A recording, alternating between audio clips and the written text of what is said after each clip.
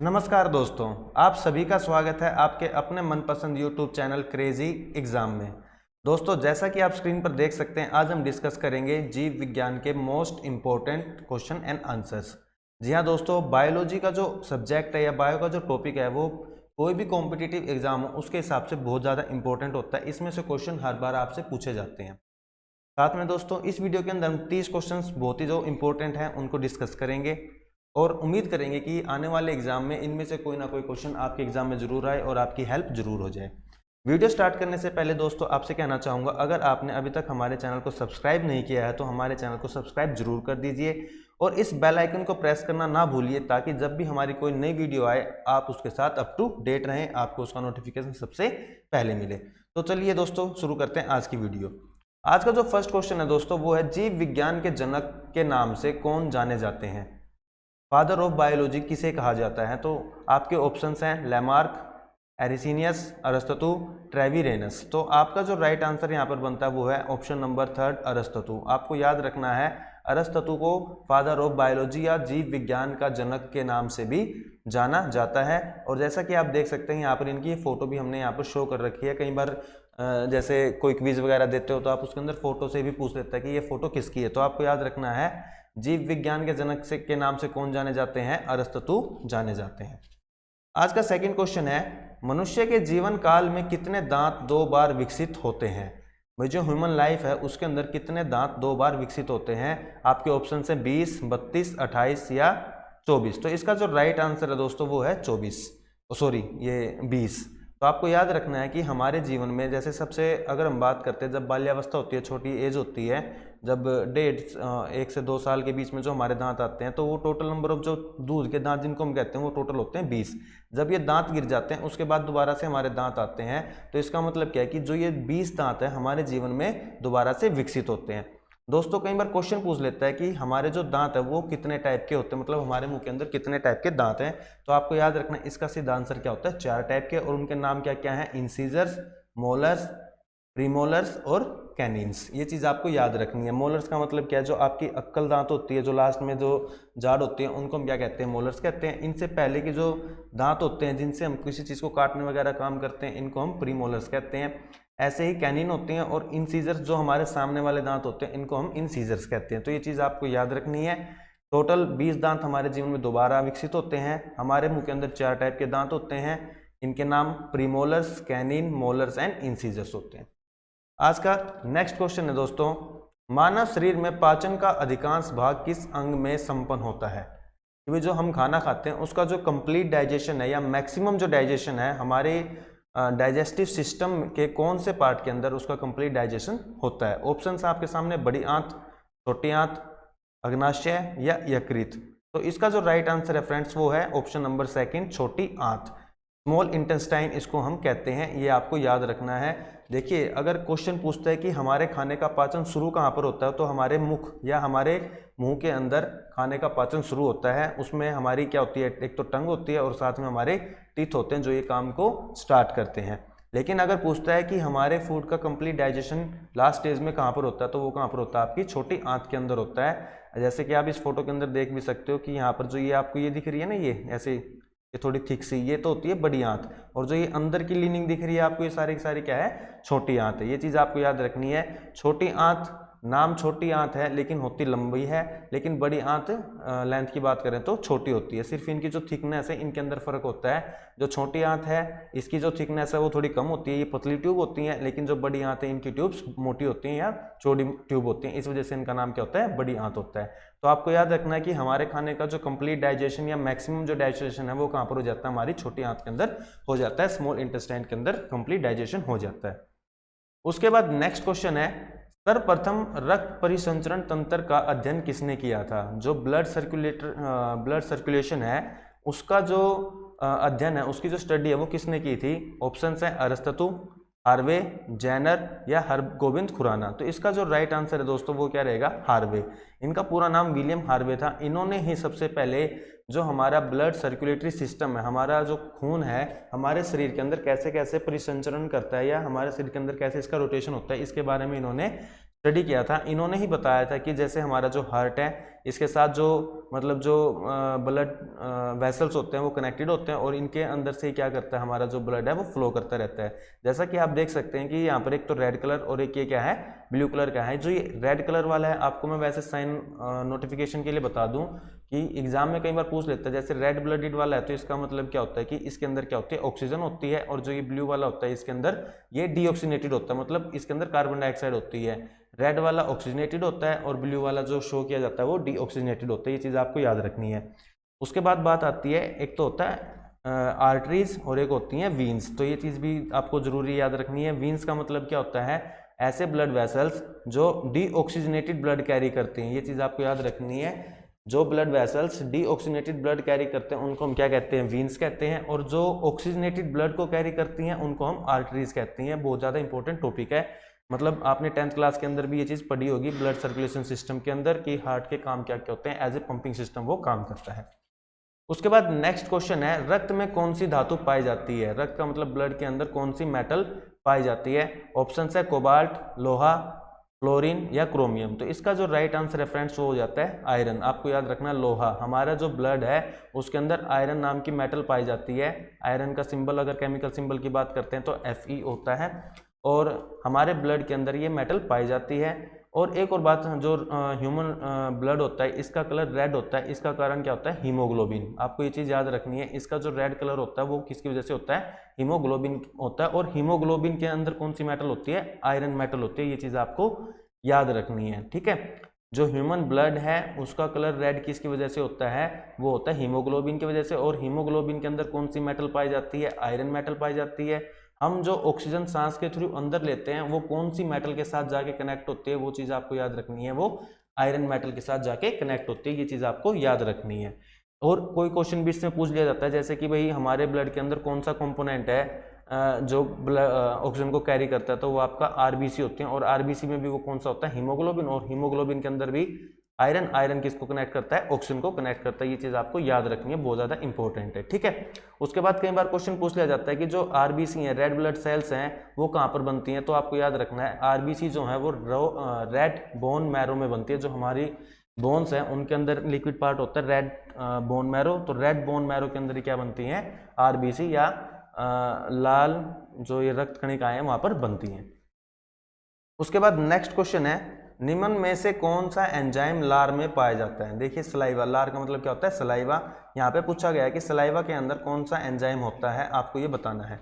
Options हैं pepsin, trypsin, chymotrypsin या ptyalin. तो इसका जो राइट आंसर है फ्रेंड्स वो है टाइलिन। आपको याद रखना है, जब आप खाना खाते हो तो आपके मुंह में जो लार होती है जिसकी वजह से जो खाना है वो थोड़ा सा टेस्टी, आप ये कह लीजिए थोड़ा सा गीला या सॉफ्ट हो जाता है, वो लार की वजह से होता है। और लार में एक एंजाइम होता है जिसका नाम क्या होता है, टाइलिन। ये चीज़ आपको याद रखनी है। लार में कौन सा एंजाइम होता है, टाइलिन नाम का एंजाइम होता है, जो क्या करता है आपके खाने के अंदर जो स्टार्च होती है उसको डाइजेस्ट करने में हेल्प करता है। ये चीज़ आपको याद रखनी है। जो स्टार्च है उसका जो डाइजेशन है उसमें कौन हेल्प करता है, टाइलिन नाम का एंजाइम करता है। और ये किस में होता है, हमारे सलाइवा के अंदर मिक्स होता है। ये चीज़ आपको याद रखनी है, बहुत ज़्यादा इंपॉर्टेंट क्वेश्चन है, ठीक है। उसके बाद नेक्स्ट क्वेश्चन है, मानव शरीर में खून के शुद्धिकरण की प्रक्रिया को क्या कहते हैं। देखिए दोस्तों, हमारा जो ब्लड होता है उसके अंदर वेस्टेज वगैरह बहुत सारी चीज़ें चलती हैं। जैसे जो खाना खाते हैं, ब्लड उस खाने को हमारी स्मॉल इंटेस्टाइन से एब्जॉर्ब करता है और हर एक सेल तक उसको ट्रांसपोर्ट कर देता है। लेकिन जब सेल्स जो होते हैं वो क्या करते हैं, उन्होंने खाना लिया, उससे एनर्जी गेन की, और जो वेस्ट मटेरियल बचा उसको दोबारा से ब्लड के अंदर ट्रांसफर कर देते हैं। अब जो ये ब्लड के अंदर वेस्ट मटेरियल है इसका जो प्योरिफिकेशन है वो कहाँ पर होता है, वो हमारी किडनीज के अंदर होता है। आपको याद रखना है, जो हमारी किडनीज होती हैं उनके अंदर हमारा ब्लड का प्योरिफिकेशन होता है। ब्लड प्योरीफाई कहाँ पर होता है, हमारा किडनीज के अंदर। ये चीज़ याद रखनी है, हमारे अंदर 2 किडनीज होती हैं, NEY सॉरी यहाँ पर। तो हमारे जो ब्लड का प्योरिफिकेशन है वो कहाँ पर होता है, किडनीज में। और इस प्रोसेस को हम क्या कहते हैं, डायलिसिस कहते हैं। क्या कहते हैं इसको हम, डायलिसिस। तो इसका जो सेकंड ऑप्शन है डायलिसिस, ये इसका राइट आंसर है। डायलिसिस किडनी से रिलेटेड है। और किडनी की जो सबसे छोटी यूनिट है जहाँ पर हमारा ब्लड प्योरीफाई होता है, ये कप लाइक स्ट्रक्चर्स होती हैं दोस्तों, कप लाइक स्ट्रक्चर्स। जैसे आपने 10th क्लास के अंदर पढ़ा भी होगा, तो इनको हम क्या कहते हैं, नेफ्रॉन कहते हैं। ये चीज़ आपको याद रखनी है, कई बार क्वेश्चन पूछ लेता है नेफ्रॉन किससे संबंधित है। ऑप्शन दे देगा जैसे किडनी, लंग्स, हार्ट वगैरह वगैरह। तो आपको याद रखना है नेफ्रॉन किससे रिलेटेड होता है, किडनी। और डायलिसिस का मतलब क्या होता है, हमारे ब्लड को प्योरीफाई करने की प्रोसेस को हम क्या कहते हैं, डायलिसिस कहते हैं। कई बार आपने देखा होगा किसी की किडनी अगर फेल हो जाती है तो उसको हॉस्पिटलाइज किया जाता है और उसको डायलिसिस कहते हैं कि भाई उसकी डायलिसिस चल रही है। मतलब क्या है, उसका जो ब्लड प्योरीफिकेशन के लिए अलग से मशीन लगाई गई है, तो उसके हिसाब से क्या हो रहा है, उसका ब्लड प्योरीफाई हो रहा है, उसकी जो किडनीज हैं वो अब काम नहीं कर पा रही। ठीक है, उसके बाद नेक्स्ट क्वेश्चन है, वह कौन सा अंग है जो मानव शरीर में कार्बोहाइड्रेट को ग्लाइकोजन के रूप में जमा करता है। ऑप्शंस हैं किडनी, यकृत, ऑप्शन थर्ड छोटी आंत, या ऑप्शन डी बड़ी आंत। तो इसका जो राइट आंसर है वो क्या है, यकृत। यकृत का मतलब क्या है, आपका लीवर। आपको ये चीज़ याद रखनी है, आपका जो लीवर होता है वो क्या करता है, आपके बॉडी के अंदर जो आप खाना खाते हो ग्लूकोज या कार्बोहाइड्रेट होती है उसको किसकी फॉर्म में स्टोर करता है, ग्लाइकोजन की फॉर्म में स्टोर करता है लीवर। ये आपको याद रखना है, इसको आप अपने बॉडी का केमिकल फैक्ट्री के नाम से भी जान सकते हो। तो यकृत या लीवर इसको मतलब कार्बोहाइड्रेट को ग्लाइकोजन की फॉर्म में स्टोर करता है। बहुत ज़्यादा इंपॉर्टेंट क्वेश्चन है, एसएससी में 2 या 3 बार ये आ चुका है। एक बार तो 2013 के अंदर और एक बार 2017 या 16 के अंदर ये क्वेश्चन आ चुका है यकृत से रिलेटेड। मतलब कि कार्बोहाइड्रेट को ग्लाइकोजन की फॉर्म में, जैसे यकृत ये पूछ लेता है यकृत जो होता है वो कार्बोहाइड्रेट को किस फॉर्म में स्टोर करता है, ग्लाइकोजन। ये पूछ लेता है ग्लाइकोजन को कौन कार्बोहाइड्रेट को कौन ग्लाइकोजन की फॉर्म में स्टोर करता है, यकृत। इस तरह से घुमा फिरा के इससे क्वेश्चन पूछे जा चुके हैं एसएससी के अंदर 1-2 बार। ठीक है, उसके बाद नेक्स्ट क्वेश्चन है, स्वस्थ मनुष्य का रक्तचाप जो ब्लड प्रेशर जिसको आप कहते हैं सिस्टोलिक व डायस्टोलिक कितना होता है। तो इसका जो राइट आंसर है आपको बताना है। जैसे अगर आप लाइव चल रहे हैं तो ऑप्शंस आपके सामने 120 मिलीमीटर व 90 मिलीमीटर, 130 व 80, 120 व 80 या 150 व 80। तो इसका जो राइट आंसर बनता है वो बनता है यहाँ पर 120 व 80। मैक्सिमम जो हमारा बीपी है वो कितना होना चाहिए, 120 मिलीमीटर होना चाहिए। अगर मिनिमम की बात करते हैं तो वो 80 मिलीमीटर होना चाहिए। अगर किसी का बीपी 120 से ऊपर चला जाता है तो उसको हम क्या कहते हैं, हाई बीपी पेशेंट कहते हैं। अगर नीचे जाता है तो उसको लो बीपी पेशेंट कहते हैं। जब किसी का बीपी हाई हो जाता है, मतलब बीपी हाई होने का मतलब क्या है, ब्लड प्रेशर हाई है, ब्लड का सर्कुलेशन थोड़ा सा फास्ट चल रहा है, तो इसकी वजह से उसकी जो एनर्जी ज़्यादा वेस्ट होती है, उसको गुस्सा ज़्यादा आता है। अगर किसी को लो ब्लड प्रेशर की शिकायत है या 80 से उसका कम चला जाता है तो उसको चक्कर आना या उसकी जो शरीर की एनर्जी है वो बहुत ही कम हो जाती है, उसको चक्कर आने स्टार्ट हो जाते हैं। तो ये चीज़ याद रखनी है कि हाई बीपी अगर 120 से ऊपर है तो हाई बीपी, अगर 80 से नीचे है तो उसको लो बीपी पेशेंट हम कहते हैं। और अगर नॉर्मल की बात करते हैं तो रेंज कितनी रहती है, 120/80 रहती है। ये चीज़ आपको याद रखनी है। जो इसकी हायर रेंज है, जैसे कई बार क्वेश्चन पूछ लेता है सिस्टोलिक प्रेशर कितना होता है, तो आपको याद रखना है 120 तक। अगर वो पूछता है डायस्टोलिक प्रेशर कितना होता है, वो 80 होता है। ये चीज़ आपको याद रखनी है, बहुत इंपॉर्टेंट क्वेश्चन है, ये आपको पता होना जरूरी है। उसके बाद नेक्स्ट क्वेश्चन है, मनुष्य की लाल रक्त कोशिकाओं का जीवन काल कितना होता है। कि जो हमारी आरबीसी हैं इनकी जो लाइफ स्पैन है वो कितनी होती है, ये आपको पूछा गया। यहाँ पे ऑप्शंस आपके सामने 90 दिन, 120 दिन, 13 से 20 दिन या 150 दिन। तो आरबीसी जो होती हैं इनका जो लाइफ स्पैन है या इनका जो जीवन काल है वो 120 दिन होता है। ये चीज़ आपको याद रखनी है। रेड ब्लड सेल्स या रेड ब्लड कॉर्प्यूसेल्स का जो लाइफ स्पैन है वो कितना होता है, 120 दिन होता है। हमारे शरीर के अंदर दूसरे ब्लड सेल्स भी होते हैं जिसको हम क्या कहते हैं, WBC कहते हैं, वाइट ब्लड सेल्स, या इनको फाइटर सेल्स भी कहते हैं, जो हमारे शरीर को किसी भी तरह के जो अटैक होते हैं किसी बीमारी का, वायरस का, उससे क्या करते हैं, प्रोटेक्ट करते हैं। अगर इनके लाइफ स्पैन की बात करते हैं तो इनका जो लाइफ स्पैन है, जीवन काल है, वो कितना होता है, ऑप्शन नंबर 3 में देखिए 13 से 20 दिन का इनका क्या होता है, लाइफ टाइम होता है। तो आपको याद रखना है जो WBC है उनका जो लाइफ टाइम होता है वो 13 से 20 दिन के लिए होता है। अगर हम बात करते हैं आरबीसी की तो इनका जो लाइफ टाइम है वो 120 दिन के आसपास का होता है। ठीक है, ये चीज़ आपको याद रखनी है। उसके बाद नेक्स्ट क्वेश्चन है, मूत्र का पीला रंग किसकी मौजूदगी के कारण होता है। देखिए आपने देखा होगा जो कि आपका यूरिन होता है इसका जो कलर है वो लाइट येलोइश कलर का होता है। तो वो पूछा गया कि हमारा जो यूरिन होता है वो पीला रंग का क्यों होता है, वो किसकी वजह से होता है। आपके ऑप्शंस हैं यूरोक्रोम, कैरेटिन, एस्ट्रोजन या ये सभी। तो इसका जो राइट आंसर है दोस्तों वो क्या रहेगा, यूरोक्रोम। आपको यह याद रखना है। वैसे भी बहुत ज़्यादा ईजी है क्योंकि अगर हम बात करते हैं मूत्र की, मूत्र को क्या कहते हैं, यूरिन कहते हैं। ये भी यू से स्टार्ट है और ये भी क्या है, यू से स्टार्ट है। तो ये आपको याद रखना है। हमारा जो यूरिन है वो किस पिगमेंट की वजह से येलोइश कलर का होता है, यूरोक्रोम की वजह से होता है। साथ में दोस्तों हमारा जो यूरिन है उससे रिलेटेड एक क्वेश्चन पूछा जाता है, जिसमें क्या होता है, किसी ना इंसान का अगर किडनी अच्छे से काम नहीं कर रही है तो उसकी जो जॉइंट्स हैं, बोन्स, जो जॉइंट्स हैं, जो बोन्स के, उनके अंदर मतलब ऐंठन स्टार्ट हो जाती है, बहुत ज़्यादा पेन होना स्टार्ट हो जाता है। तो वो किसकी वजह से होता है, वो आपको याद रखना है यूरिक एसिड की वजह से। आपको याद रखना है, जब आपकी बॉडी के जो जॉइंट्स हैं हाथ पैरों के, अगर उनके अंदर यूरिक एसिड इकट्ठा होना स्टार्ट हो जाता है, अगर ब्लड अच्छे से प्योरीफाई नहीं हो रहा है, तो आपको बहुत ज़्यादा मतलब पेन फील होता है। तो वो किसकी वजह से होता है, यूरिक एसिड की वजह से होता है। कई बार क्वेश्चन पूछ लेता है हमारे यूरिन के अंदर कौन सा एसिड होता है, तो यूरिक एसिड आपको उसका आंसर देना है। तो हमारा जो क्वेश्चन था कि पीला रंग किसकी वजह से होता है, यूरोक्रोम, ये आपको याद रखना है। उसके बाद नेक्स्ट क्वेश्चन है, मानव शरीर की किस ग्रंथि को मास्टर ग्रंथि कहा जाता है। बहुत ज्यादा इंपॉर्टेंट और बहुत ही कॉमन क्वेश्चन है, लगभग आप 7th क्लास से ये सुनते आ रहे हैं कि भाई मास्टर ग्रंथि या मास्टर जो ग्लैंड होती है वो कौन सी होती हैं। ऑप्शंस आपके सामने हैं, आपको ये कमेंट में हमें जरूर बताना है। यकृत, पीयूष ग्रंथि, पीनियल ग्रंथि या थायराइड ग्रंथि। तो इसका जो राइट आंसर है दोस्तों वो क्या रहेगा, पीयूष ग्रंथि को क्या कहा जाता है, मास्टर ग्लैंड कहा जाता है। ये आपको याद रखना है। और इंग्लिश में इसको हम क्या कहते हैं, पिट्यूटरी या पिट्यूटरी ग्लैंड कहते हैं। ये चीज़ आपको याद रखनी है। जैसा कि यहाँ पर आप देख सकते हैं, ये एक मटर के दाने के समान ही छोटी सी ग्लैंड होती है और इसी को क्या कहा जाता है, मास्टर ग्लैंड कहा जाता है। और इसका रीज़न ये है क्योंकि ये जो ग्लैंड है, ये जो ग्रंथि है, और दूसरी जो ग्रंथियां होती हैं उनको क्या करती है, कंट्रोल करती है, उनको नियंत्रण में रखती है, उनको नियंत्रित करती है। ये चीज़ आपको याद रखनी है। इनको मास्टर ग्लैंड क्यों कहा जाता है, क्योंकि ये दूसरी जो ग्रंथियां हैं उनके ऊपर क्या करती है, ये कंट्रोल करके रखती है। इसी वजह से जो पिट्यूटरी ग्लैंड है या पीयूष ग्रंथि है, इसको क्या कहा जाता है, मास्टर ग्लैंड या मास्टर ग्रंथि के नाम से जाना जाता है। ये था इसका आंसर, आपको याद रखना है, पिट्यूटरी ग्लैंड इसका सही आंसर है। अगर साइज की बात करते हैं, कई बार क्वेश्चन घुमा के पूछ देता है सबसे बड़ी ग्रंथि कौन सी है। कई बार होता है हरियाणा स्टाफ सिलेक्शन कमीशन और रेलवे के अंदर हो तो बहुत ज़्यादा बार पूछा जाता है।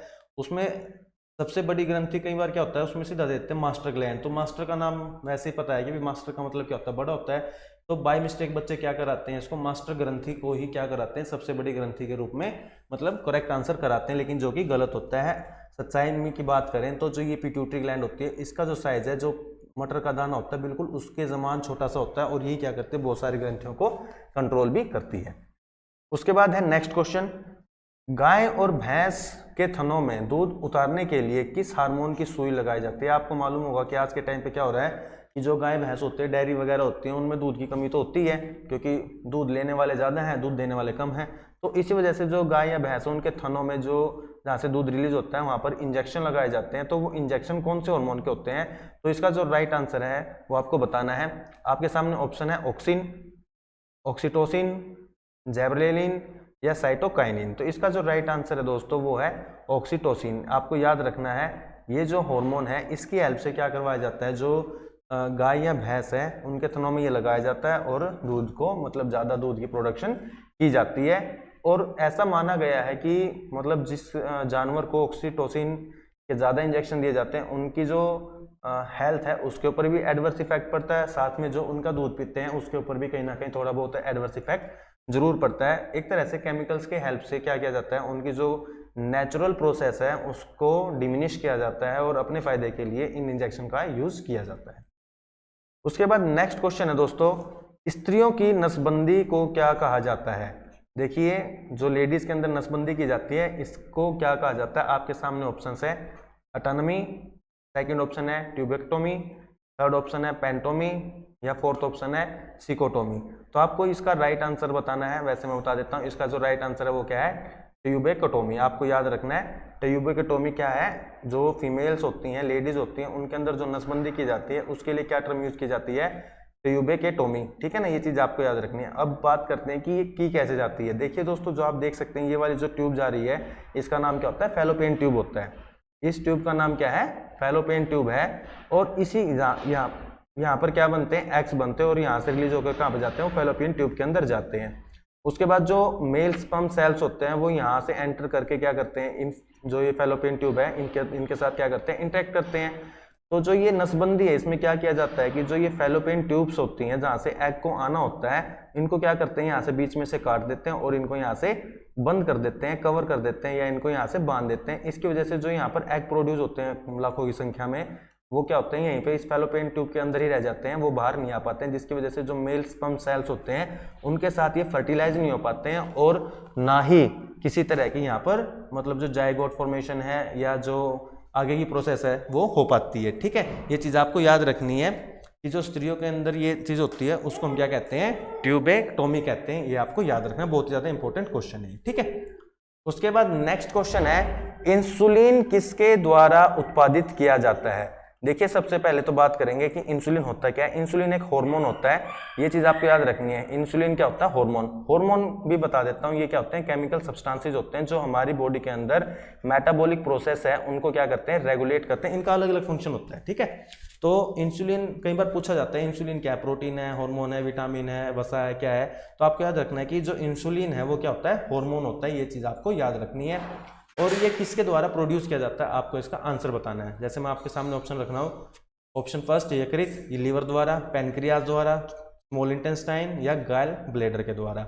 तो इसका जो राइट आंसर है वो क्या है, पैनक्रियाज के द्वारा जो इंसुलिन है उसको रिलीज किया जाता है। ये चीज आपको याद रखनी है, उसके थ्रू इसको क्या किया जाता है, प्रोड्यूस किया जाता है। ये तो थी इंसुलिन होता क्या है, बताया मैंने, ये हार्मोन होता है, कहाँ से रिलीज होता है, पैनक्रियाज के। अब इसका फंक्शन क्या होता है, देखिए दोस्तों, जो भी आप खाना खाते हो, कुछ भी आप जो खाना खाते हो उससे आपको लगभग क्या मिलती है, ग्लूकोज मिलती है। जैसे फ्रूट खाते हो उससे आपको विटामिन मिलते हैं, पल्सेस खाते हो आप उसके प्रोटीन मिलते हैं। ऐसे ही जो आप अनाज खाते हो उससे आपको क्या मिलती है, ग्लूकोज मिलती है। और ग्लूकोज से ही हमें क्या मिलती है, एनर्जी मिलती है। क्या मिलती है, एनर्जी मिलती है। तो जो ग्लूकोज की अमाउंट को हमारे शरीर के अंदर रेगुलेट करता है वो कौन होता है, इंसुलिन होता है। अगर इंसुलिन हमारे शरीर में कम बनने लग जाता है, अगर हमारे शरीर में कम बनने लग जाए तो इससे होता है क्या कि हमारे शरीर के अंदर ग्लूकोज की अमाउंट बढ़ जाती है, और उसी को हम क्या कहते हैं, डायबिटीज कहते हैं। आपको याद रखना है, जब हमारे शरीर के अंदर इंसुलिन की कमी हो जाती है, मतलब इंसुलिन कम बनने लगता है, जितना बनना चाहिए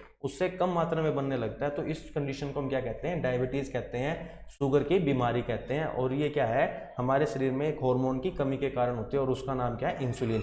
इसी वजह से जो पेशेंट्स होते हैं उनको क्या किया जाता है, टाइम टू टाइम इंसुलिन के इंजेक्शंस भी दे जाते हैं, ताकि उनके अंदर जो डायबिटीज है उसको मतलब उसको थोड़ा सा कंट्रोल किया जा सके। ठीक है, ये चीज आपको याद रखनी बहुत ज्यादा इंपॉर्टेंट है।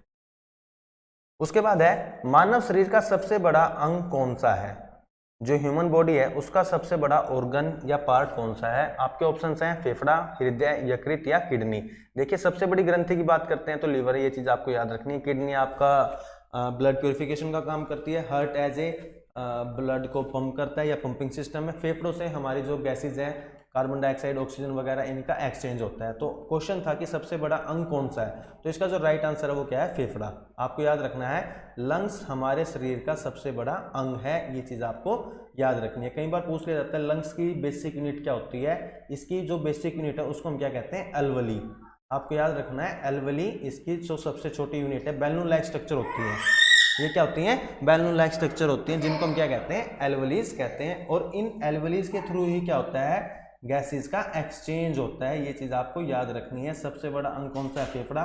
फेफड़े की जो सबसे छोटी यूनिट है एल्वलीज। एल्वलीज के अंदर से ही क्या होती है, गैसेस का एक्सचेंज होता है, कार्बन डाइऑक्साइड और ऑक्सीजन का एक्सचेंज होता है। ये चीज आपको याद रखनी है। ठीक है, फेफड़े के बारे में, लंग्स के बारे में। ठीक है, दो होते हैं हमारे, लेफ्ट एंड राइट में। ठीक है, उसके बाद बात करते हैं, मानव का मस्तिष्क लगभग कितने ग्राम का होता है। जो ह्यूमन माइंड है, ह्यूमन ब्रेन है, उसका वजन अप्रोक्सीमेट कितना होता है। तो ऑप्शंस हैं 450 ग्राम का, 1350 ग्राम का, 900 ग्राम का या 1100 ग्राम का। तो इसका जो राइट आंसर है वो क्या है, 1350 ग्राम।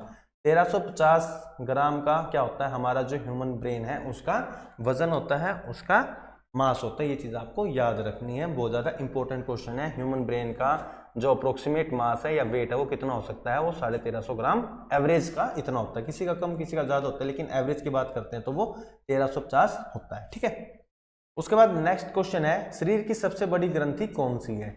अभी मैंने थोड़ी देर पहले डिस्कस किया है, तो आपको बताना है, ये आपके लिए क्वेश्चन है कि कौन सी जो ग्रंथि है वो शरीर की सबसे बड़ी ग्रंथि होती है। ये आपके लिए क्वेश्चन है, ये आपको हमें कमेंट के अंदर बताना है। मैंने अभी थोड़ी देर पहले बताया था। ठीक है, उसके बाद क्वेश्चन है, मनुष्य में मादा जनन अंग से किस हार्मोन का स्राव होता है। भाई जो फीमेल रिप्रोडक्टिव सिस्टम है उससे कौन सा हार्मोन रिलीज होता है, तो आपको बताना है। ऑप्शंस हैं एस्ट्रोजन, प्रोस्टेट्रॉन या रिलैक्सिन या सभी कथन सत्य है, मतलब ये तीनों के तीनों। तो इसका जो राइट आंसर है वो है ऑप्शन नंबर 4। ये तीनों ही हार्मोन फीमेल रिप्रोडक्टिव सिस्टम से रिलीज किए जाते हैं, जो बेबी ग्रोथ होती है या रिप्रोडक्टिव ऑर्गन्स की ग्रोथ के लिए रिस्पॉन्सिबल होते हैं। तो ये तीनों के तीन जो हॉर्मोन्स हैं ये फीमेल रिप्रोडक्टिव सिस्टम या मादा जनन अंग से रिलीज किए जाते हैं। इसका आंसर नंबर 4 क्या हो जाएगा? इसका बिल्कुल राइट आंसर हो जाएगा एस्ट्रोजन, प्रोजेस्टेरोन और रिलैक्सिन। ये तीनों के तीन हार्मोन फीमेल रिप्रोडक्टिव सिस्टम से रिलेटेड है, ये आपको याद रखना है, बहुत ज़्यादा इंपॉर्टेंट। ठीक है, उसके बाद बात करते हैं शरीर का तापक्रम कहाँ पर नियंत्रित होता है। जो हमारा टेम्परेचर है शरीर का या तो जो तापक्रम है, इनमें से कौन सी जगह पर उसका कंट्रोल या नियंत्रण होता है? ऑप्शन है स्पाइनल कॉर्ड, हाइपोथैलेमस, थायराइड या पिट्यूटरी ग्लैंड। तो इसका जो राइट आंसर है वो क्या है आपका? हाइपोथैलेमस। ये आपको याद रखना है। जो इसका राइट आंसर कौन सा बनेगा? हाइपोथैलेमस बनेगा। अब आपको हाइपोथैलेमस है वो दिखा देते हैं। इस फिगर के अंदर आप देख सकते हो, जो ये लाइन जा रही है, ये वाला जो blue, light blue, sky blue दिख रहा है ना आपको, ये वाला जो पोर्शन है वो क्या है आपका? हाइपोथैलेमस है। ये जो छोटा सा दिख रहा है ये क्या है? थैलेमस है। अगर हम बात करते हैं, जैसे थोड़ी देर पहले हमने क्या था वो पिट्यूटरी ग्लैंड की बात की थी, तो ये छोटा सा यहाँ पर आप देखोगे ये वाला जो है, ये वाला जो हिस्सा है ये क्या है आपका? पिट्यूटरी ग्लैंड है। ये आपको याद रखना है। इन चीज जो ये वाला पोर्शन दिख रहा है इसको हम पोन्स कहते हैं, और इसके जो जस्ट नीचे है इसको हम मेडुला कहते हैं। ये चीज आपको याद रखनी है।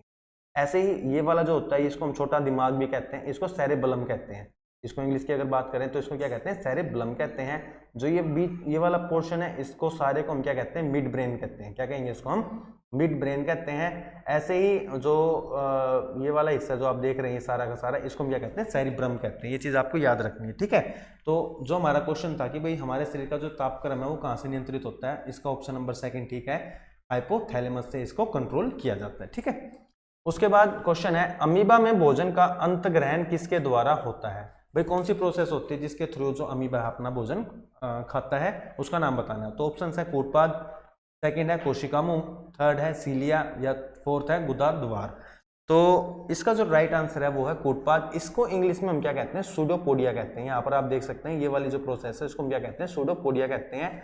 इसमें होता क्या, देखिए अमीबा जो है एक यूनिसेलुलर ऑर्गेनिज्म है, मतलब एक ही इसके अंदर सेल होता है, एक ही कोशिका होती है, और उस कोशिका के थ्रू ये सांस लेता है, उस कोशिका थ्रू ये अपना खाना खाता है, और जो अपनी बॉडी का वेस्ट मटेरियल है उस कोशिका के थ्रू ही ये अपनी बॉडी से रिमूव करता है। तो स्टार्टिंग में जो प्रोसेस होती है उसमें क्या होता है, जो ये वाली जो प्रोसेस है उसको हम क्या कहते हैं? सूडोपोडिया कहते हैं। जो ये आपको दिख रहा है कि यहाँ से क्या होता है, जैसे अपने आप ये ना, जैसे यहाँ पर कोई खाना पड़ा या जो भी ये खाते हैं तो अपने आप ही एक ऐसी स्ट्रक्चर बन जाती है जिसके थ्रू क्या हो जाता है, ये खाना यहाँ पे ब्लॉक हो जाता है, जैसा कि आप यहाँ पे देख सकते हो। और जब ये खाना ब्लॉक हो जाता है, जो ये सिस्टम बनता है इसको हम क्या कहते हैं? फूड वैक्यूल कहते हैं। आपको याद रखना है, इसको हम क्या कहते हैं? फूड वैक्यूल कहते हैं। फूड वैक्यूल होने के बाद क्या होता है फिर देखिए, जैसे मैंने यहाँ पर आपको बता रखा है, जो फर्स्ट स्टेज है इसके अंदर जैसे खाने को अपने बॉडी के अंदर इंसर्ट करना, इसको हम क्या कहते हैं? यहाँ पर इंजेशन कहते हैं। इंजेशन होने के बाद क्या होता है खाने का सेकंड स्टेज के अंदर? जो सेकंड स्टेज है इसमें क्या होता है? इसका डाइजेशन होता है। थर्ड स्टेज में क्या होता है? एब्जॉर्प्शन होता है। एब्जॉर्प्शन का मतलब क्या है कि जो इसके अंदर ब्लड सेल्स हैं वो इसके अंदर जो पोषक तत्व हैं ग्लूकोज वगैरह को क्या करती हैं? एब्जॉर्ब करती हैं। उसके बाद एसिमिलेशन होता है। एसिमिलेशन का मतलब क्या होता है कि एनर्जी जनरेट करना, जो ग्लूकोज वगैरह उससे क्या करेंगे? Energy generate. Fourth egestion. Egestion का मतलब क्या है कि जो वेस्ट मटेरियल है इस सेल से क्या हो जाता है फिर वो रिमूव हो जाता है, इसको हम क्या कहते हैं? इजेशन कहते हैं। ये 5 स्टेप आपको याद रखना। कई बार क्वेश्चन पूछता है अमीबा में जो कंप्लीट डाइजेशन है उसके अंदर कितने स्टेप्स होते हैं, तो 5 स्टेप होते हैं। First ingestion, second digestion, third absorption, fourth assimilation और फिफ्थ इजेशन। ये चीज आपको याद रखनी है। ठीक है, उसके बाद नेक्स्ट क्वेश्चन है ऊर्जा उत्पादन के लिए कोशिका प्राय किसका उपयोग करती है? देखिए हमारे शरीर के अंदर देखो, अभी मैंने आपको बताया था कि जैसे इंसुलिन के बारे में बताया था। इंसुलिन क्या करता है? हमारी बॉडी के अंदर जो ग्लूकोज का लेवल है उसको रेगुलेट करता है। तो ग्लूकोज से ही क्या बनती है? हमारे शरीर के अंदर एनर्जी बनती है। ग्लूकोज का ब्रेक डाउन होता है तो हमारे शरीर के अंदर वाटर, कार्बन डाइऑक्साइड और प्लस में एनर्जी बनती है। और एनर्जी किस फॉर्म में स्टोर होती है? एटीपी की फॉर्म में स्टोर होती है। ये आपको याद रखना है, एडिनोसिन ट्राइफॉस्फेट, इसकी फुल फॉर्म है। बहुत ज़्यादा इंपॉर्टेंट क्वेश्चन है। ग्लूकोज का ब्रेक डाउन किस किस में होता है? वाटर, कार्बन डाइऑक्साइड और एनर्जी में। एनर्जी किसकी फॉर्म में होती है? एटीपी की फॉर्म में होती है। और एटीपी का फुल फॉर्म क्या है? एडिनोसिन ट्राइफॉस्फेट, मतलब एडिनोसिन ट्राइफॉस्फेट। ये चीज़ आपको याद रखनी है, बहुत इंपॉर्टेंट है। एक तो होता है एडीपी और एक होता है ए, जैसे मैंने बताया, एक तो क्या है? एटीपी और एक होता है एडीपी। तो यहाँ पे टी का मतलब ट्राई है और यहाँ पे क्या है? डी का मतलब डाई है। तो इसका मतलब क्या है? एडिनोसिन ट्राइफॉस्फेट, इसका मतलब क्या होता है एडिनोसिन डाइफॉस्फेट। ये चीज़ आपको याद रखनी है। जब एटीपी एनर्जी को रिलीज करता है तो वो किस में कन्वर्ट हो जाता है, मॉलिक्यूल एडीपी के अंदर कन्वर्ट हो जाता है। ये चीज़ आपको याद रखनी है, यहाँ से क्वेश्चन पूछा जाता है, ठीक है। तो हमारा जो मतलब क्वेश्चन था, सॉरी मैंने इसका आंसर सीधा बता दिया, तो इसका जो राइट आंसर वो क्या रहेगा, ग्लूकोज रहेगा। ये आपको याद रखना है। हमें एनर्जी किस मॉलिक्यूल से मिलती है, ग्लूकोज से मिलती है। ये चीज़ आपको याद रखनी है, ठीक है। ये ग्लूकोज की स्ट्रक्चर है। अगर सिंपल से अगर बात करें तो C6H12O6 इसका केमिकल फॉर्मूला होता है। ये आपको याद रखना है, ठीक है। अल्फा डी स्ट्रक्चर है, ये आपको याद रखनी है, ठीक है। बहुत ज़्यादा स्टेबल स्ट्रक्चर, ठीक है। उसके बाद क्वेश्चन है, मनुष्य के मस्तिष्क की सबसे भारी झिल्ली कौन सी है, जो अपर मोस्ट लेयर है वो कौन सी होती है। ऑप्शंस है पियामीटर, एरेक्नोइड, थर्ड है ड्यूरामीटर या फोर्थ है मीटर। तो इसका जो राइट आंसर वो क्या रहेगा, ड्यूरामीटर। ये चीज़ आपको याद रखनी है। ह्यूमन जो ब्रेन होता है, जैसे आप यहाँ पर देख सकते हो, इसको थोड़ा सा हमने वो कर रखा है, एनलार्ज कर रखा है। तो जो ये वाली लेयर होती है इसको हम क्या कहते हैं, ड्यूरामीटर कहते हैं। जो ये अपर मोस्ट लेयर होती है इसको हम ड्यूरामीटर कहते हैं, ठीक है। जो बीच वाली लेयर होती है, मिडल लेयर होते हैं, आपसे सीधा पूछेगा क्वेश्चन के अंदर बाहरी, मध्य या अंदर वाली लेयर। तो आपका जो मिडल लेयर आएगी वो एरेक्नोइड होती है। जो बिल्कुल ही अंदर वाली लेयर होती है वो कौन सी होती है, पियामीटर, ठीक है। सबसे बाहर वाली जो लेयर है ड्यूरामीटर, मीडियम वाली है वो एक्वेनाइड, और जो सबसे अंदर वाली लेयर है उसको हम क्या कहते हैं, पियामीटर कहते हैं। ये चीज़ आपको याद रखनी है, क्वेश्चन पूछा जाता है, ठीक है। उसके बाद क्वेश्चन है, मनुष्य में बुद्धि एवं चतुराई का केंद्र कौन सा होता है। भाई जो इंटेलिजेंस है या रीजनिंग एबिलिटी है या क्लेवरनेस है, उसका जो केंद्र है वो कहाँ से कंट्रोल होता है। इसका सीधा सा ऑप्शन है, क्वेश्चन है ये। तो ऑप्शन है सेरिबेलम, सेकंड है हाइपोथैलेमस, थर्ड है सेरिब्रम, फोर्थ है स्पाइनल कॉर्ड। तो इसका जो राइट आंसर है वो क्या रहेगा आपका, ऑप्शन नंबर थर्ड सेरिब्रम। ये चीज़ आपको याद रखनी है। जो ये वाला पोर्शन है ये किसके लिए रिस्पॉन्सिबल होता है, हमारे बुद्धि एवं चतुराई के लिए रिस्पॉन्सिबल होता है। ये आपको याद रखना है, सेरिब्रम। ये चीज़ आपको याद रखनी है। सेरिब्रम कहाँ पर होता है, ये हमारा जो छोटा दिमाग जिसको कहते हैं सेरिब्रम होता है। हाइपोथैलेमस मैंने आपको बताया था, हमारी बॉडी के टेम्परेचर को रेगुलेट करती है। इनके वैसे अलग अलग काम होते हैं, किसी वीडियो में अलग से डिस्कस करेंगे कि ह्यूमन जो ब्रेन है उसके अलग अलग जो पार्ट हैं वो क्या क्या काम करते हैं, उसको बाद में डिस्कस करेंगे। लेकिन पहले हम देखेंगे कि भाई जो क्वेश्चन है बुद्धि एवं चतुराई का केंद्र कौन सा होता है, तो इसका सेरिब्रम इसका राइट आंसर है। उसके बाद है, मानव शरीर में सबसे लंबी या सबसे बड़ी हड्डी कौन सी होती है। ऑप्शन है फीमर, स्टेपिज, फिबुला या टिबिया। तो आपका जो इसका राइट आंसर वो क्या है, फीमर। आपको याद रखना है, हमारे शरीर की सबसे बड़ी या सबसे लंबी हड्डी कौन सी होती है, फीमर होती है। कौन सी होती है, फीमर। कई बार पूछ लेता है सबसे मजबूत हड्डी कौन सी होती है, तो वो कौन सी होती है भैया, आपकी फीमर ही होती है। इसको हिंदी में हम क्या कहते हैं, जांघ की हड्डी कहते हैं, ठीक है। ये चीज़ आपको याद रखनी है। जो ये वाली हड्डी दिख रही है ना आपको, ये वाली बोन दिख रही है, इसका नाम क्या है, फीमर। ये हमारे शरीर की सबसे बड़ी सबसे मजबूत हड्डी होती है। ये चीज़ आपको याद रखनी है। और इसका दूसरा नाम क्या होता है, जांघ की हड्डी। मतलब जांघ वाली पोर्शन पे होते हैं ना, इसी वजह से हम क्या कहते हैं, इसको जांघ की हड्डी भी कहते हैं। उसके बाद सेकंड ऑप्शन यहाँ पर आपको दिख रहा है स्टेपिज। स्टेपिज सबसे छोटी हड्डी होती है। ये चीज़ आपको याद रखनी है। सबसे बड़ी कौन सी होती है, फीमर, जो कहाँ पर होती है, आपकी लेग्स के अंदर होती है। सबसे छोटी कौन सी होती है, स्टेपिज, ये आपके कान के अंदर होती है। आपको याद रखनी है। जो मध्य कान है आपका, मध्य पार्ट है ना, मिडल ईयर है, उसके अंदर हड्डी होती है छोटी सी, उसको हम क्या कहते हैं, स्टेपिज कहते हैं। थर्ड ऑप्शन है फिबुला। फिबुला आपकी जो मतलब ये फीमर है, इससे नीचे दो हड्डियां होती हैं, एक ये वाली और एक ये वाली। जो ये पतले वाली आप बैक साइड में देखते हैं, इसका नाम क्या होता है, फिबुला। ये चीज़ आपको याद रखनी है। जो मैंने यहाँ पर तीन ऑप्शन लिख रखे हैं, एक तो फीमर, एक फिबुला और एक टिबिया, ये तीनों आपके पैर की हड्डियाँ हैं। फीमर हमारी बॉडी की सबसे बड़ी सबसे मजबूत हड्डी होती है। स्टेपिज हमारी बॉडी की सबसे छोटी हड्डी होती है। फिबुला हमारे पैर के पीछे की वाली जो हड्डी होती है उसको हम फिबुला कहते हैं। और आगे की तरफ जो आपको हड्डी दिखाई देती है, जिसको आप बिल्कुल आसानी से टच कर सकते हो, इसको हम क्या कहते हैं, टिबिया कहते हैं। ये चीज़ आपको याद रखनी है। बात करते हैं, जैसे हड्डियों से रिलेटेड बात चल रही है, तो हमारे जो अगर हम एडोल या वयस्क की बात करें तो इसके अंदर टोटल 206 हड्डियाँ होती हैं। लेकिन जब कोई नवजात बच्चा होता है उसके अंदर 306 होती हैं। इनमें से बहुत सारी हड्डियाँ क्या हो जाती हैं, मिक्स होकर कितनी बन जाती हैं, 206 बन जाती हैं। याद रखनी है। नवजात शिशु में जो नया बच्चा है पैदा हुआ, उसके अंदर जो हड्डियां होती हैं 306 होती हैं। लेकिन जैसे जैसे वो ग्रो करता है उसकी जो हड्डियां हैं वो आपस में मतलब कनेक्ट होती जाती हैं, जुड़ती जाती हैं, और वो टोटल कितनी रह जाती हैं, 206 रह जाती हैं, ठीक है। ये चीज़ आपको याद रखनी है हड्डियों के बारे में, ठीक है। उसके बाद है, पृथ्वीकरण का नियम किसने दिया था। ऑप्शन है मेंडल ने, डार्विन ने, एसिरियनस ने या बेबीलोनियन ने।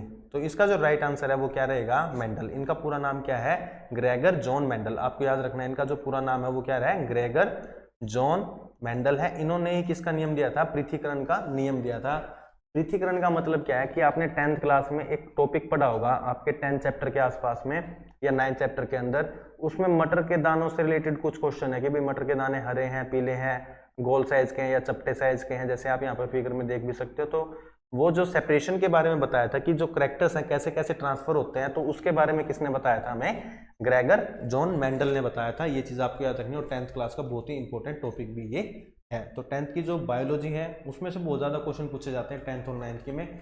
अगर आप 10th और 9th की बायोलॉजी भी अच्छे से कवर कर लेते हैं तो आपके, अगर बायो की बात करें तो अप्रोक्सीमेट 90% क्वेश्चन कवर हो जाते हैं अगर आप उनको अच्छे से पढ़ते हैं, ठीक है। तो आपको याद रखना है जो पृथक्करण का नियम है वो किसने दिया था? मेंडल ने। इनका पूरा नाम क्या है? ग्रेगर जॉन मेंडल है, ठीक है। उसके बाद बात करते हैं जीव विज्ञान शब्द का प्रयोग सर्वप्रथम किसने किया था? जो ये जीव विज्ञान शब्द है इसका जो सबसे पहले प्रयोग था, मतलब जो शब्द है सबसे पहले प्रयोग किसने किया था, ये क्वेश्चन पूछे जाते हैं। तो इसका जो राइट आंसर आपको बताना है, ऑप्शन है लेमार्क तथा ट्रेविरेनस, ऑप्शन सेकंड वॉन मोल ने, ऑप्शन थर्ड पुरकेनिस ने, या फोर्थ अरस्तु ने। तो इसका जो राइट आंसर रहेगा वो क्या रहेगा आपका? ऑप्शन नंबर फर्स्ट, लेमार्क तथा ट्रेविरेनस ने सबसे पहले जीव विज्ञान शब्द का प्रयोग किया था। ये चीज आपको याद रखनी है। और जीव विज्ञान के फादर के रूप में किसको जाना जाता है, ये भी आपको याद रखना है, अरस्तु को जाना जाता है, ठीक है। उसके बाद क्वेश्चन है कौन सा उत्तक पौधों में भोजन का स्थानांतरण ट्रांसपोर्टेशन करने का कार्य करता है? देखिए आपको मालूम है कि अगर एनर्जी चाहिए, एनर्जी का एकमात्र सोर्स क्या है? फूड है। और फूड को हर एक सेल तक, हर एक पार्ट तक पहुंचाना जरूरी है, ट्रांसपोर्टेशन करना जरूरी है। तो पूछा गया है कि जो प्लांट्स होते हैं उनके अंदर फूड का जो ट्रांसपोर्टेशन है कौन सा टिश्यू, कौन सा उत्तक करता है? आपके ऑप्शंस हैं फ्लोएम, जाइलम, एपिडर्मिस, या इनमें से कोई नहीं। तो इसका जो राइट आंसर है आप हमें कमेंट में जल्दी बता दीजिए। मैं आप 3 तक गिनता हूँ, इतने आप बता दीजिए। 1 2 3। तो इसका जो राइट आंसर है वो है फ्लोएम। आपको याद रखना है प्लांट्स के अंदर अगर फूड को ट्रांसपोर्ट करने की बात आती है तो वो फ्लोएम करता है। देखो ऑप्शन वैसे भी याद रखना है, एफ से फ्लोएम, एफ से फूड, मतलब बोलने की बात है। ऐसे फ्लोएम की स्पेलिंग PHOLEM होती है, लेकिन अगर हम हिंदी में बात करें या बोलने की बात करें, इनकी जो साउंड प्रोड्यूस होती है फूड और फ्लोएम दोनों एफ से ही साउंड निकालते हैं। तो आपको याद रखना है, इसकी सिंपल सी ट्रिक है, अगर फूड को ट्रांसपोर्टेशन की बात आती है तो आपको किसका ऑप्शन मतलब सिलेक्ट करना है? फ्लोएम का। सेकंड जो यहाँ पर ऑप्शन दिया गया है जाइलम, ये भी क्या होता है? एक टिश्यू होता है प्लांट्स के अंदर। इसका काम क्या होता है? वाटर को ट्रांसपोर्ट करना, इसको वाटर को और मिनरल्स को, ये चीज आपको याद रखनी है, ठीक है ना। आपको याद रखनी है कि जो वाटर और मिनरल्स को ट्रांसपोर्टेशन का काम करता है वो कौन सा टिश्यू करता है प्लांट्स के अंदर? जाइलम करता है, ठीक है। एपिडर्मिस जो है ये क्या होती है? लेयर्स होती हैं, जो प्लांट है उसकी जो आउटर कवरिंग होती है उसको हम एपिडर्मिस कह देते हैं। आपको याद रखना है फूड को कौन ट्रांसपोर्ट करेगा? फ्लोएम। वाटर एंड मिनरल्स को कौन ट्रांसपोर्ट करेगा? जाइलम टिश्यू करता है। ये चीज आपको याद रखनी है। उसके बाद आज का लास्ट क्वेश्चन है मानव त्वचा को रंग कौन प्रदान करता है? जैसे आप जानते हैं किसी का रंग थोड़ा सावला होता है, किसी का गोरा, किसी का काला, किसी का थोड़ा सा और टाइप का भी कलर हो सकता है, बहुत सारी कलर टोन्स होती हैं। तो यह जो कलर होता है वो किस पिगमेंट की वजह से हमारे शरीर को मिलता है? और आपके ऑप्शंस है मेलानिन, कैरेटिन, हीमोग्लोबिन या सिटोकिन। तो इसका जो राइट आंसर है वो क्या रहेगा? मेलानिन। ये आपको याद रखना, बहुत ज्यादा इंपॉर्टेंट क्वेश्चन है, बहुत बार पूछा गया है कि भाई किसकी वजह से जो ह्यूमन स्किन है कलर डिसाइड होता है, तो वो किसकी वजह से होता है? मेलानिन कलर पिगमेंट की वजह से होता है। कैरेटिन की बात करें तो आपके जो हेयर्स हैं, आपके जो नाखून हैं, इनके अंदर कौन सा प्रोटीन मिलता है आपको? कैरेटिन। ये भी बहुत ज़्यादा इंपॉर्टेंट है, पूछ लेते हैं कि कैरेटिन जो प्रोटीन है वो किस जगह पे मिलता है? तो आपको याद रखना है आपके हेयर्स के अंदर, आपके नाखून, एक आधी जगह है वो अभी थोड़ा सा ध्यान नहीं है, लेकिन ये इंपॉर्टेंट प्रोटीन है, आपको याद रखना है। हीमोग्लोबिन आपके ब्लड के अंदर होता है, ब्लड में भी कहाँ? आरबीसी में। आरबीसी में इसके अंदर एक मेटल होती है जो स्टार्टिंग में हमने बात की थी, आयरन, और यहीं पे क्या होती है? ऑक्सीजन की बाइंडिंग होती है। बहुत ज़्यादा इंपॉर्टेंट क्वेश्चन है, ठीक है। तो दोस्तों उम्मीद करता हूँ आपको आज की ये वीडियो पसंद आई होगी। बहुत ज़्यादा जो क्वेश्चन हमने मतलब बहुत सारे जो क्वेश्चन हैं 30 क्वेश्चन में ऐसे थे जो को हमने और ज़्यादा डिटेल में यहाँ पर स्टडी किया है, और आपके आने वाले एग्जाम में उम्मीद करता हूँ ये क्वेश्चन आपकी हेल्प जरूर करेंगे। वीडियो को बिल्कुल ख़त्म करने से पहले दोस्तों आप सभी से कहना चाहूँगा कि हमारी तो ये पहल है, हमें सपोर्ट कीजिए। अगर आप हमारे चैनल पर आज भी पहली बार विजिट कर रहे हैं तो इस चैनल को सब्सक्राइब करना ना भूलिए और शेयर जरूर कीजिए। Thank you.